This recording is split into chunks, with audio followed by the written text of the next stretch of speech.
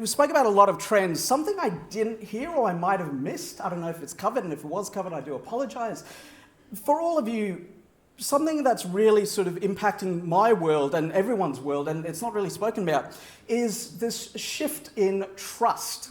So we are now seeing a redistribution of trust from traditional sources of trust, which is your business, government, your media. They're the traditional institutions.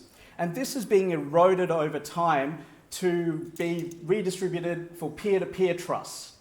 Okay, so in other words, instead of learning from traditional institutions or being impacted and influenced by messages from traditional institutions, we're actually learning from peers. And this data comes from the Edelman Trust Survey.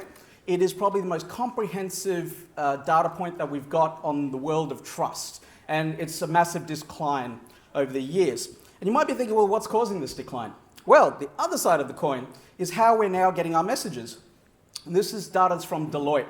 And you'll notice that this is consumption of digital media. And Deloitte says that on average, us Aussies consume around 44 hours worth of digital media entertainment. 44 hours a week, which equates out to 6 hours a day. And between you and me, personally, I think if no one's actually telling them the actual amount of hours they spend on their devices, right? So it's a data point, but take it with a bag of salt or whatever. Anyway, so this is really interesting. Now, we're seeing this shift, right?